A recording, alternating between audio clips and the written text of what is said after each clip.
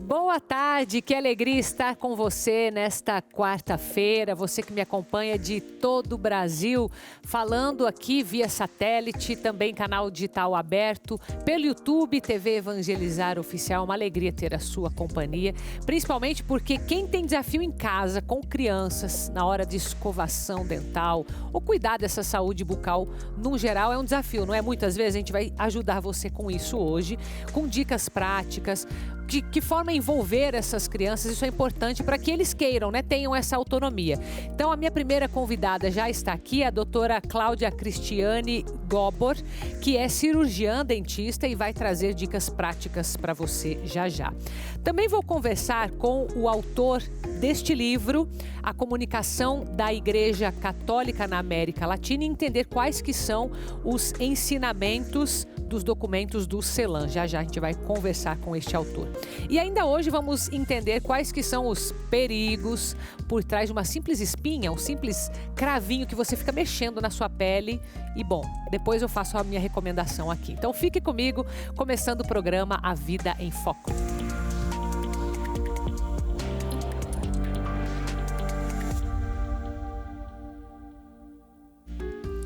Vamos falar então hoje sobre a saúde bucal, que é tão importante para a nossa vida, só que eu quero focar nas crianças, porque isso tudo começa de hábito, né? Então, se os adultos já têm hábitos em casa, ótimo, mas às vezes não tem a prática de passar para frente esse ensinamento, não é? Seja muito bem-vinda, minha querida doutora Cláudia Cristiane Gobor, que é cirurgiã dentista, né, e que tem técnicas para nós hoje, ou não, doutora Cláudia? Oi, Carol. Novamente aqui, né? Sempre é um prazer estar aqui, passando um pouquinho de conhecimento, né, e informação para os espectadores. Inclusive, você trouxe, né, os apetrechos. Isso, porque assim, ele fica mais fácil explicar, né, com alguma coisa na mão, ao invés de você só gesticular, né? Então, eu achei que seria de bom tom trazer algo... como é que é? Assim, pegável. Mais palpável, mais palpável. Doutora Cláudia, me fala uma coisa. A criança, ela tem que ter um pouco, assim, de incentivo da parte criativa dos pais, ou é mais uma questão de rotina, de criar hábito? Como que isso vira um lembrete mesmo na cabeça dessa criança? A partir de que momento que ela fala assim, eu preciso fazer isso, começa a lembrar? Tem alguma dica para isso? Porque é importante, né? Eu acho que o incentivo é a principal foco, né? Porque a partir do momento que você dá o exemplo para a criança, ela vai se sentir incentivada a fazer aquele procedimento diário, né? Então não adianta o pai ou a mãe ou a babá, a cuidadora dizer assim, não, você tem que escovar os dentes, você tem que passar fio dental. Se a criança fala assim, não, mas meu pai faz isso? Nunca vi meu pai no banheiro escovando o dente, eu nunca vi minha mãe passando fio dental. Então eu acho que isso é um exemplo, assim, a ser... Então começa pelo exemplo. Começa pelo exemplo. Sim. E às vezes as pessoas falam assim, mas criança abaixo de 6 anos precisa passar fio dental? Sim. Precisa, então Sim. Começa por um hábito. Só que assim, né, Carol? Ela não vai ter a destreza para passar o fio. Sim. Né? Ela não tem a destreza para passar. E aí, até os 6 anos, nos dentes de leite, o pai e a mãe que tem que fazer isso pela criança, ensinar e explicar o porquê que tá passando o fio dental, né? Porque ali fica sujeirinha, ali pode juntar, a gente fala bichinho, né? Então eu acho que essa linguagem infantil, ela pode ser colocada dessa forma, mas a gente tem que também nesses primeiros 6 anos, 7 anos, ajudar a criança e dar o exemplo também, papai e mamãe também estão passando fio dental, também estão escovando o dente, também estão, de repente, fazendo a escovação de língua também, que às vezes é muito importante. Então, tudo isso é demonstrativo, digamos assim, né? Sim. Então, vale, por exemplo, fazer isso junto com a criança até os 6 anos de idade, junto assim, no mesmo horário, cada um pegar a sua escova, isso funciona, não? Sim, funciona perfeitamente. Tá. Eu acho que dando exemplo, né, em várias coisas da vida, inclusive na escovação. É que a gente vai deixar a criança incentivada para fazer o procedimento mais tarde sozinha. Mas mesmo assim... Às vezes tem dificuldade, Às vezes tem dificuldade. Porque, vamos supor, daí a hora que começa a trabalhar a autonomia. Porque até os 6 tudo bem. Enquanto os pais estão fazendo, às vezes vai tudo bonito, né? Coloca lá na rotina. E depois que a criança precisa começar a fazer por ela mesma, lembrar, ter esses incentivos, né? E a gente tem que lembrar, incentivando também, que a troca dos dentes, ela vai ali entre 6 a 8 anos. Tá. 6 a 7 anos inicia a troca dentária. E essa troca vai até os 12, 13 anos. A troca dos 20 dentes de leite. E assim, a criança muitas vezes, pela troca, a gente chama da fase do patinho feio, né? Que começa a cair, ela começa a não se perceber legal, não se sentir à vontade, assim, de sorrir e tal. Incentivar que esses dentes novos que estão saindo, aí que ela precisa cuidar muito mais. Por quê? Porque vai acompanhar ela até o resto da vida dela. Sim. Então eu costumo brincar com os pequenos assim, tem que higienizar muito bem. Eu falei assim, você já pensou que esse dentinho teu que tá nascendo agora vai ficar com você até quando você estiver bem velhinho, de bengala?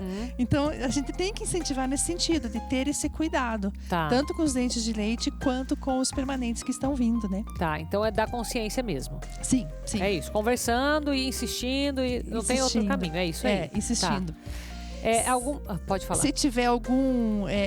a gente observa que tem falha, por exemplo, quando você vê algum sangramentozinho gengival e tudo. Tá. E isso pode até, de certa forma, servir como incentivo também para a criança. Olha, aqui tem algum bichinho que está fazendo esse sangramento, vamos caprichar mais, sabe? Mas eu acho que isso também, o dentista tem que fazer a instrução dos pais em relação a isso, de como fazer, como abordar isso com a criança, né? Não pode simplesmente deixar, né, assim, só o pai fazendo, porque muitas vezes não faz corretamente. Entendi. Tá, e como que tá o número de cáries entre as crianças? Isso ainda é um problema? Parece que hoje em dia não tem mais. Sabe por que eu falo hoje em dia não tem mais? Porque, tipo, eu tive um monte de cárie na minha infância. Isso. Né? E meus filhos não têm. E eles comem muito pior do que eu. E ó, que eu sou a mãe aí, tô falando isso em rede nacional, mas tá bom. Mas muda alguma coisa? Tipo, isso tem a ver com a genética? Isso tem a ver com hábitos mesmo? Mudaram os produtos, né? Aqui a gente tem até o teu consultório, você trouxe aqui, os produtos mudaram. O que é que... Eu tenho essa impressão, não sei. Me fala um pouco disso, desse número de cáries. Carol, eu tenho a impressão que, como a gente, né, da nossa geração, teve muita cárie também, olha. Eu acho que a gente tem uma conscientização maior em relação aos filhos para fazer essa educação. Os meus filhos não têm muita cárie, tudo bem, mas a gente já sofreu com isso, né? Talvez seja mais natural cuidar e não percebe tanto essa diferença. O que a gente acompanha em artigos que a gente recebe, tudo, é que continua existindo um certo índice de cárie nas crianças, classe baixa, assim, eles não têm essa conscientização da higienização. Então a higienização diária, ela é importante nisso. Isso. Eu costumo falar assim que uma vez, uns 2 anos atrás, a gente foi fazer uma palestra numa casa de meninas resgatadas, né, sobre higienização bucal e tal. E eu fiquei morrendo de dó porque na hora de eu falar do fio dental, da importância, assim, uma virou para a outra e falou assim, e assim, crianças 7, 8, 9 anos, o que é fio dental? Então, assim, baixa renda muitas vezes nem sabe o que é fio dental, né? Então, eu acho que a educação, em termos de saúde bucal, deve vir, assim, a gente deveria fazer mais divulgação, inclusive na classe menos favorecida. Né? Nessa classe a gente tem índice de cárie grande. É ali que está o maior índice, entendi. Conscientização é importante. E o jeito da escovação, que também é importante, daí isso fica a cargo do dentista. Os pais também têm que estar de olho nisso, mesmo em crianças mais velhas ou não? Até a adolescência, às vezes é complicado. Né? A gente encontra também muitos adolescentes no consultório que tem preguiça de escovar, tem preguiça de passar o fio, não higienizam direito.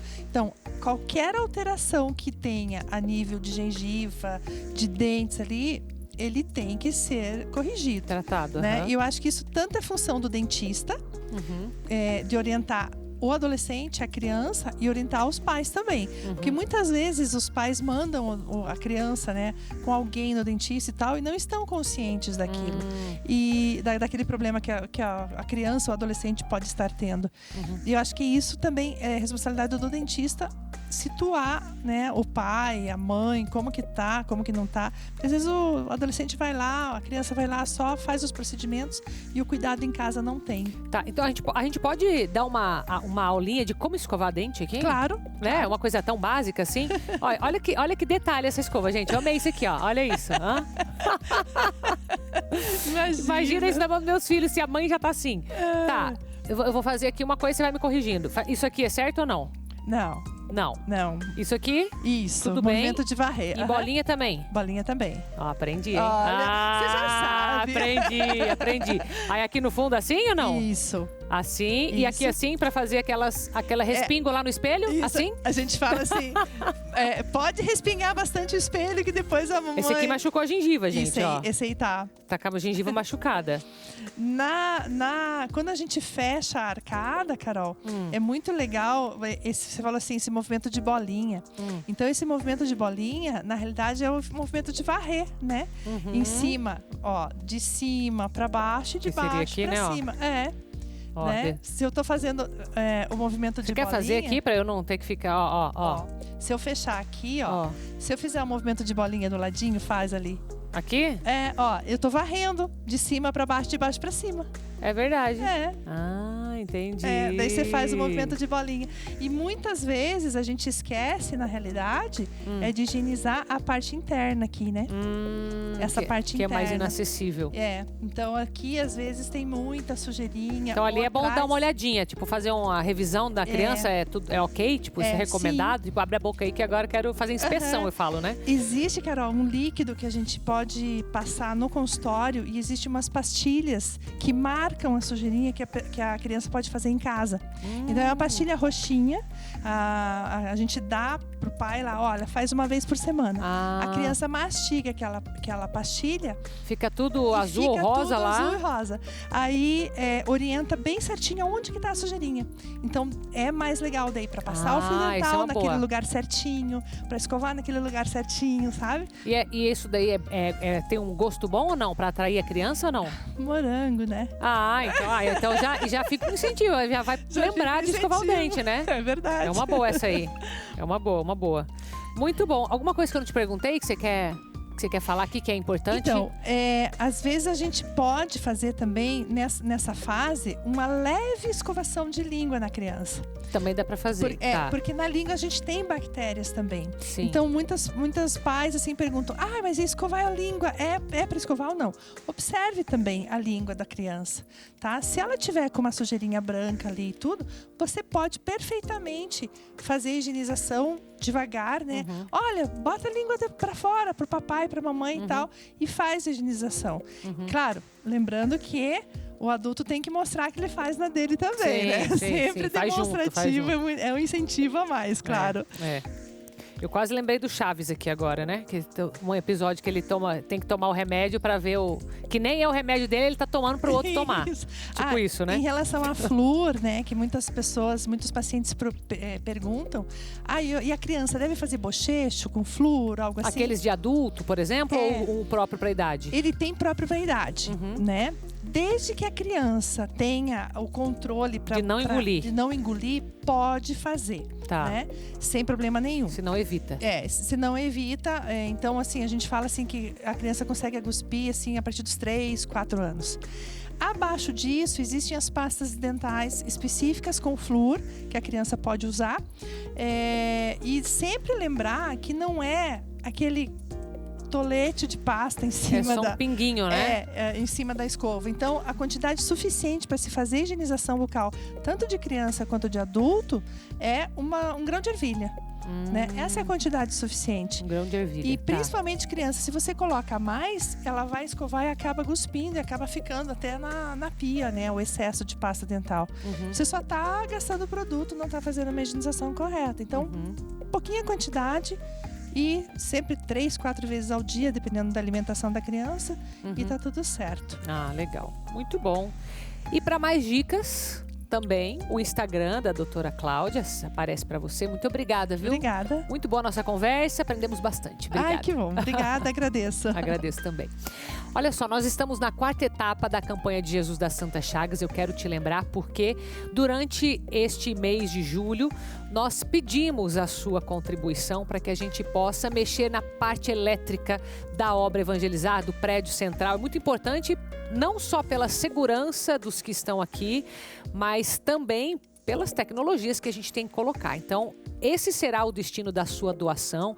Nós estamos olhando para a virtude da esperança e lembrando que sempre a nossa missão é levar a evangelização pelos meios de comunicação, levar a pessoa de Jesus Cristo nas suas santas chagas. Então, essa é a tua principal missão como evangelizador, como evangelizadora aqui na obra Evangelizar. E você pode fazer a sua contribuição por esse QR Code que aparece aí na sua tela ou pelo boleto que você tem na sua casa. E quero dizer mais uma coisa para você, para quem está firme conosco, participando de todas as etapas, vai receber um mimo, que inclusive o Padre Reginaldo já abençoou, já preparou no último 30 de junho e daqui a pouco você deve receber já na sua casa. Mas muito obrigada de coração por você ter contribuído até aqui.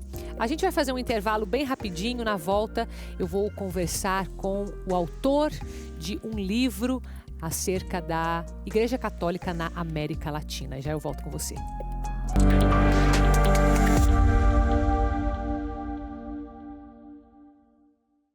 É tempo de se aconchegar, se aquecer e desfrutar de toda a tranquilidade da estação mais fria do ano.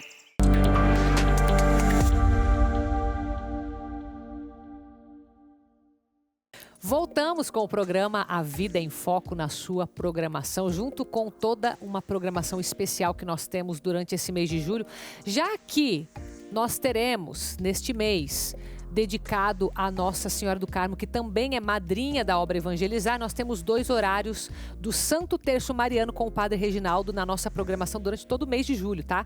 Às 6 da manhã e às 6 da tarde, então se programe para conseguir acompanhar conosco. Agora a gente vai falar aqui sobre um lançamento de livro pela editora Paulus, que é esse livro aqui do Dr. Ricardo Alvarenga. Vou conversar com ele agora. A comunicação da Igreja Católica na América Latina. Então, eu vou conversar com o Dr. Ricardo, que também é professor, que está... Onde que ele está mesmo, produção? Meu querido, fala você, da onde que você está falando comigo, porque você não está aqui no estúdio, eu sei que você tem todos os seus compromissos. Se apresente por gentileza. Olá, Carol. Olá a todos os telespectadores da TV Evangelizar. Estou falando aqui diretamente de Imperatriz, no interior do Maranhão. Imperatriz é a 2ª maior cidade do estado do Maranhão, aqui onde eu sou professor na Universidade Federal do curso de jornalismo. Pronto, eu achei que você estava em São Luís do Maranhão, tá? Imperatriz lá no Maranhão. Muito bem. Exatamente. Meu querido, me fala uma coisa, você está aqui com esse lançamento, né? O que nos ensinam os documentos do CELAM, a comunicação da Igreja Católica na América Latina. O que você considerou aqui para escrever esse livro, doutor Ricardo? Eu sei que você tem a sua formação em comunicação, né? Mas qual que foi a proposta que você teve com esse lançamento? Então, Carol, o desejo pela publicação desse livro, na verdade, é fruto de um processo de mais de 4 anos de pesquisas que eu desenvolvi no meu doutorado. Finalizei o doutorado em 2021, na área de comunicação social, na Universidade Metodista de São Paulo. E a ideia da publicação é, de fato, trazer uma contribuição para os comunicadores de modo geral, mas especialmente para os comunicadores católicos, para entender um pouco melhor as nuances, né, e as várias fisionomias que essa comunicação tem e a forma como ela acontece de maneira diferente nas várias partes da América Latina. E para construir, de fato, essa obra, a gente levou em consideração os documentos conclusivos das conferências do Conselho Episcopal Latino-Americano e do Caribe, que é o CELAM, né? Entendi. Tá, mas essa comunicação, só para ficar claro para o nosso público, é uma comunicação de leigos, é uma comunicação da própria igreja, só para a gente ter esse contexto? Vamos lá, então. Nós partimos para produzir esse material, entendendo a comunicação como um processo social, né, que abarca todos os sujeitos e também todos os mecanismos, técnicas e suportes de comunicação. Então, quando a gente fala da comunicação na Igreja Católica da América Latina, a gente está falando da comunicação como um processo que perpassa os vários níveis, né, dos fiéis leigos, fiéis consagrados, fiéis ordenados, né? É a comunicação que é, de fato, da Igreja como um todo. Então, para o nosso telespectador poder compreender bem, essa comunicação se refere, de fato, a toda a dinâmica comunicacional que existe dentro da igreja, entre leigos, padres, religiosos, enfim, com toda a comunidade. E, claro, também da própria igreja com a sociedade que está externa à sua estrutura. Legal. Eu até vou ler um pedacinho aqui, né, da contracapa aqui. O livro nasce de um processo de estudos e pesquisas de mais de 4 anos sobre o tema da comunicação da e na Igreja Católica na América Latina e no Caribe. A obra é fruto do esforço compreensivo de entender como o catolicismo, nesta parte do globo, tratou a temática da comunicação e de que forma os meios de comunicação foram sendo utilizados e interpretados pela Igreja ao longo dos anos. Tem mais aqui, né? Eu não vou me estender, mas aqui eu vou fazer um paralelo com o próprio nascimento da obra Evangelizar, né? A obra Evangelizar nasceu atendendo a um pedido de comunicar acima dos telhados. E aqui você traz uma obra de 4 anos de estudo que justamente fala da importância dessa comunicação. Então, você dentro desses 4 anos de estudo, doutor Ricardo, viu a presença da evangelização, a necessidade da evangelização pelos meios de comunicação e principalmente olhando para o nosso meio hoje, né? Que a comunicação ela continua sendo de alguma forma moldada. Como que você vê isso? É super interessante a gente relacionar, né, o nosso tempo presente, as mudanças e as atualizações que a comunicação vai nos pedindo ao longo do tempo, também com os reflexos que isso é de um passado. Né? Então, no passado, a igreja, com documentos importantes como o Intermirífica, que falava sobre a necessidade da comunicação, de aproveitar bem os meios de comunicação, surgiram diversas iniciativas, né, no Brasil, na América Latina. TV Evangelizar é um bom exemplo de uma iniciativa de comunicação que surge dentro do contexto da igreja, e esse movimento de evangelizar pelos meios de comunicação ele é muito latente no território latino-americano como um todo, porque nós falamos de países que têm dimensões muito grandes, né? Temos alguns países menores, mas de modo geral, os países da América Latina têm dimensões geográficas muito grandes. Então a igreja não possui sacerdotes suficientes para chegar a todos esses espaços. Então a comunicação, os meios, as técnicas de comunicação, por muito tempo foram o principal mecanismo para garantir essa mensagem, né? Antigamente pelo rádio, hoje em dia também pela televisão. Então essa importância da evangelização pela comunicação através dos meios de comunicação, ela parece muito forte, né, nos estudos que nós fizemos, e é uma das tendências, né, são 3 tendências, uma delas é essa comunicação com foco na evangelização, que é algo muito forte na realidade da comunicação da igreja na América Latina. Ah, legal. E como que você vê a parte da tecnologia, da inteligência artificial mesmo, falando algo bem atual, atuando nessa questão, por exemplo, dos idiomas, né? Porque, por exemplo, hoje com a inteligência artificial, um trabalho que de repente levaria muito tempo para fazer uma tradução, hoje já se faz em um curto espaço de tempo, né? Como que você vê isso dentro da Igreja Católica na América Latina, Caribe? Às vezes até expandindo isso, né? Certamente a inteligência artificial, a gente pode elencar ela como uma dessas maravilhas do desenvolvimento tecnológico, né? Como o Papa Francisco sempre nos diz, a tecnologia por si só ela não é ruim nem boa, né? Mas é o fim último dessa tecnologia que vai então demarcar que sentido, que tom ela vai tomar, né? Então é importante destacar que as tecnologias da informação e comunicação, a inteligência artificial, são ferramentas que podem ampliar, podem facilitar o processo de comunicação e, claro, ajudar nesse processo que é muito complexo, né? Nas traduções, na produção de textos. E, como nos afirma o Papa, é o objetivo, a proposta com a qual eu estou usando aquele meio que vai garantir a eficácia dele ou o bom propósito pelo qual ele vai ser utilizado. Então, eu acho que é importante que a gente possa se atualizar enquanto igreja, né, para utilizar bem essas ferramentas, não só de maneira técnica, mas também de maneira crítica, olhando para as potencialidades e também para as dificuldades que esses meios apresentam.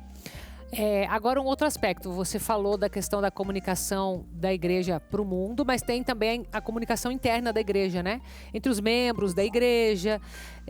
Como que a igreja se beneficia desses modos de comunicação que nós temos hoje, incluindo... temos TV, temos rádio, temos internet, mas temos também redes sociais.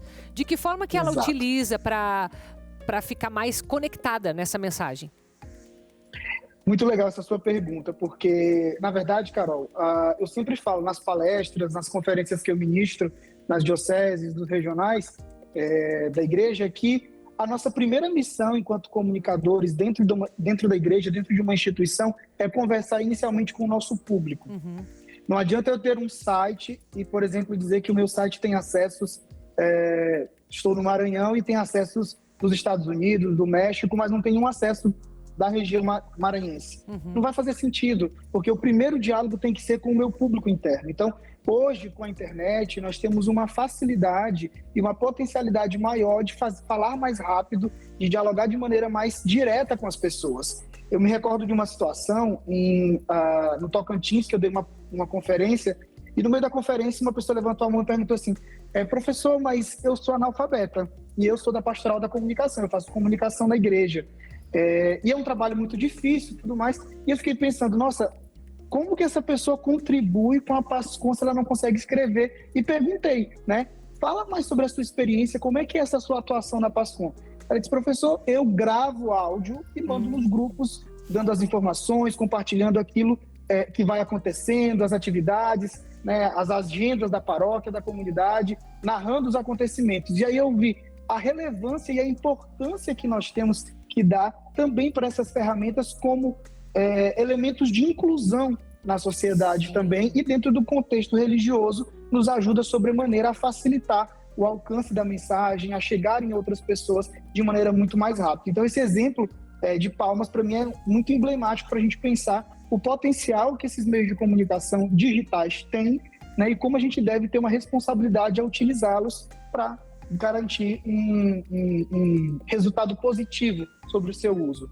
Muito bom esse teu exemplo, viu, doutor Ricardo? Porque, de fato, democratiza de alguma forma a comunicação, inclui, e aí me fez pensar que também é uma linguagem muito dos jovens, né? Os jovens hoje estão sempre nas redes sociais, e você acredita que a igreja está, digamos, utilizando deste meio como uma forma de evangelizar os jovens, as crianças, e já vê um resultado disso? Olha, eu acho que a nossa igreja ela tem avançado significativamente nesse campo, né, de utilizar a internet como um espaço de presença, não pela evangelização somente no aspecto devocional, mas da evangelização mesmo de impacto social, de transformação, de mudança de realidade, né? O Papa Francisco, através do Dicastério para a Comunicação do Vaticano, tem realizado já pela segunda vez um curso, né, uma atividade formativa voltada para influenciadores digitais católicos do mundo todo, né, onde ali se trata sobre justamente a importância do lugar que esses jovens católicos têm assumido na sociedade. Então, eu acredito que nós estamos num caminho importante de amadurecimento do uso dessas ferramentas, e a figura da juventude nesse papel é fundamental. Eu, enquanto alguém que ainda tem 30 e poucos anos, me incluo aí nesse grupo dos jovens também, e acho que a nossa presença na internet ela é tão fundamental porque a evangelização ela pode acontecer para além do compartilhar do trecho bíblico, né? Ela acontece quando você compartilha momentos em família, ela acontece quando você compartilha momentos que favorecem a compreensão sobre a necessidade da atenção, do cuidado com o outro, da empatia, do amor ao próximo. Então, é um campo muito abrangente de possibilidades, e eu acho que a igreja tem caminhado, inclusive agora com figuras de padres, religiosos, com presenças mais efetivas, com discursos às vezes até humorísticos, né? Chegando nesse espaço e também trazendo mais para perto, aproximando mais as pessoas da temática, dos assuntos que a gente vai abordando dentro do nosso universo, da nossa Igreja Católica também. Bem lembrado, viu? Muito obrigada, doutor Ricardo Alvarenga. Bom, você está no Instagram, o pessoal que quiser ter acesso a esse livro, pelo seu Instagram consegue ou tem algum outro canal?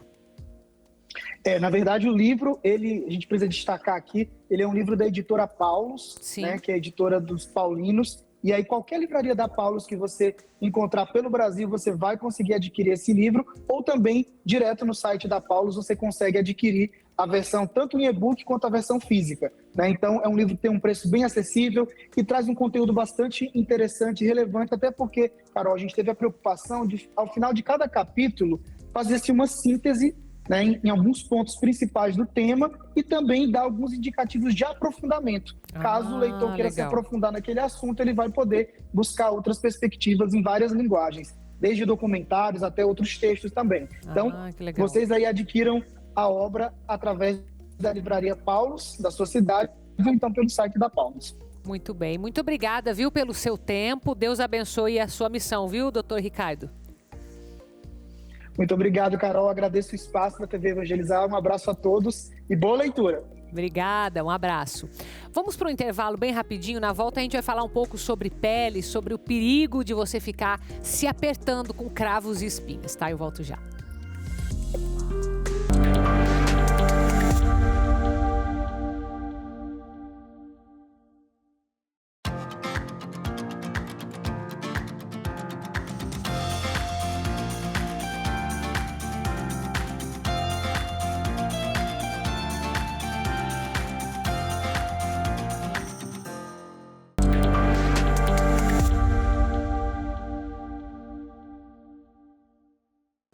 Já estamos de volta com o programa Vida em Foco e trazendo para você um lembrete para o próximo domingo. Você que gosta do Padre em Missão, gosta de sair em viagem com o Padre Reginaldo Manzotti, por onde ele já passou. Ele foi para a Terra Santa e fez um Padre em Missão lá. Esse capítulo novo disponível para você com exclusividade aqui na TV Evangelizar.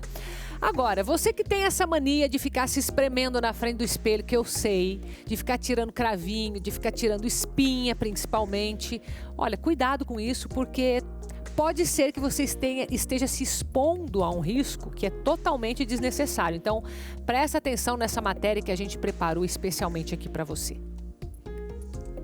Espremer espinhas pode ou não levar à morte? Esta pergunta é no mínimo um pouco estranha, não é mesmo? Quem nunca se viu na frente de um espelho espremendo uma espinha no queixo, ou no nariz, ou até mesmo na bochecha? Apesar dos dermatologistas a todo custo alertarem que este hábito deve ser evitado, é difícil resistir, não é mesmo? E você aí, tem ou não o hábito de espremer espinhas? Tenho, quase todo dia. Sim, tenho, principalmente quando eu fico ansiosa. Um pouco, quando tá bem amarelo ali a gente dá aquela escondida, né? E você sabia que este hábito pode te levar à morte ou não? Não, a morte eu não sabia. Não sabia. Não. Ficou assustada? Sim. O problema é quando nós temos uma porta de entrada, uma ferida, uma lesão causada por procedimentos cirúrgicos, até mesmo acidentes, espinhas e cravos, que podem causar uma infecção generalizada, podendo progredir e causar diversas complicações. Tudo que quebra a barreira da pele favorece a infecção, né? Um caso chamou a atenção sobre o assunto esta semana. A jovem Damile Beatriz, de 18 anos, de Blumenau, Santa Catarina, morreu segundo a mãe depois de ter espremido uma espinha. Ela teve uma infecção generalizada decorrente da superbactéria Staphylococcus aureus, presente em nossa pele. Ela teve o Staphylococcus aureus MRSA, ou ORSA, né, que é oxacilina resistente.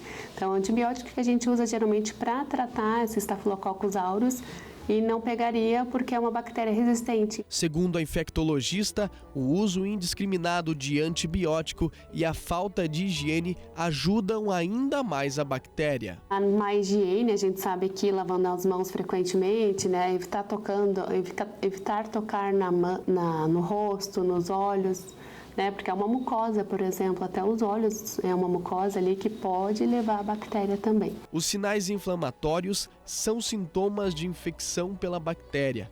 O rápido atendimento é primordial para a saúde. A gente tem que pensar nos sinais inflamatórios, né? Aquela síndrome inflamatória sistêmica, que é a frequência cardíaca aumentada, a frequência respiratória aumentada, também hipertermia ou hipotermia. É importante verificar também a pressão arterial, saturação de oxigênio, Tudo isso é importante para a gente verificar. A Staphylococcus aureus tem tratamento e pode ser prevenida. A gente tem antibióticos disponíveis, mas é importante você evitar, né?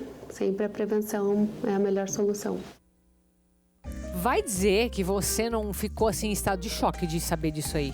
Gente, como que nós vamos imaginar que algo tão simples e tão comum, né? As pessoas fazem isso direto, pode levar uma infecção generalizada. Então, acho que compensa repensar aí alguns hábitos, talvez seja até um incentivo para não ficar ali lidando com a ansiedade dessa forma. Vamos lidar de outra forma, não é? Então, compartilhe esse tipo de notícia que é importante com quem você ama. Fica lá disponível para você no YouTube TV Evangelizar Oficial.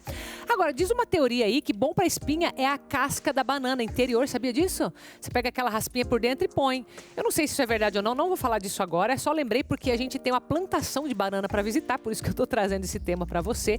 E vem lá do norte do Paraná com uma nova técnica, embalando os cachos das bananas e ó, cheio de tecnologia. Acompanhe comigo. Há cerca de 1 ano, seu Claudemir e o filho Tiago decidiram usar a técnica do ensacamento dos cachos em todo o Bananal. São aproximadamente 19 hectares de área plantada em Novo Itacolomi, região norte do Paraná. A gente começou o ano passado com um teste com ela com uma área pequena. Aí, como o benefício dela, a qualidade, traz um diferencial muito grande. Aí esse ano estamos com 100% da área tudo com essa sacola. O ensacamento é todo feito manual. 1 a 1, os cachos vão sendo encobertos com o apoio desse equipamento simples. Um trabalho que é recompensado com muitos benefícios. O ensacamento, além dele trazer benefício para o produtor, não só na qualidade, que ele dá um fruto, um tom mais claro, um verde claro, fazendo com que o comprador dele tenha mais preferência, qualidade de fruto no mercado. Ele também traz o benefício do controle de doença fúngica de folha, que é uma doença que ataca bem no início da formação do cacho, que é a Dectonella. E também faz o controle de pragas, no caso da trips, que é um tipo de pulgão que ataca a cultura da banana no modo geral. Ele também faz a antecipação desse cacho, né, para o produtor. O produtor que opta por fazer ensacamento hoje consegue antecipar de 20% a 30% na produção dele. Aqui nesse Bananal a gente consegue observar 3 cores diferentes de sacolas, mas ao todo são 12. E existe um motivo para isso. É pela cor das sacolas que o produtor consegue definir o tempo da colheita. E isso faz com que ele ganhe tempo com a produção. Então ele não perde tempo na colheita, correndo, olhando o cacho, qual que está no padrão de colheita. Ele vai pela tonelação de cores. Então ele consegue antecipar o prazo de colheita dele. E outro benefício também, ele vem com a tecnologia de UV. Ele não tem o queimamento do sol no fruto. Os sacos protegem os frutos, mas a qualidade deles depende de um conjunto de fatores. E o principal é o cuidado feito antes mesmo que as frutas apareçam. Desde quando sai o rizoma. O cuidado é ali. Parte de nutrição, pulverização, fungicida, herbicida. O reflexo da dedicação tem sido visto no volume da produção. São cerca de 3.500 quilos de banana por hectare que atendem ao mercado da região. Hoje você consegue aí entre R$3 a R$5 a caixa a mais. O sucesso de quem vem pegar a mercadoria começa aqui comigo. Se ele pega 300, 500 caixas na semana, na outra semana ele quer 800, 1.000. Todos que vão numa banca pegar uma fruta, se ela tiver riscada, feia, ninguém quer. Então, se ela tiver com uma qualidade boa, aí tudo flui e tudo dá certo. E eu quero aproveitar para dizer para você que amanhã, que é dia 13 de julho, inicia a festa em louvor ao Divino Espírito Santo em Guaratuba, região litorânea aqui do Paraná, próximo a Curitiba, também conhecida como a Festa do Divino em Guaratuba. E lá vai ter muita atração, como músicas, para a família inteira, orações, comida, claro, e vai até o dia 23 essa festa. Então você que nos acompanha aqui pela TV Evangelizar pode também fazer parte desta tradicional festa em louvor ao Divino Espírito Santo. Mas eu vou me despedir de você já, porque já dei tudo aqui que a gente tinha no programa hoje para você, tá? Mas tem mais para você amanhã, então continue com a gente, continue na nossa programação. Um beijo para você, fica com Deus.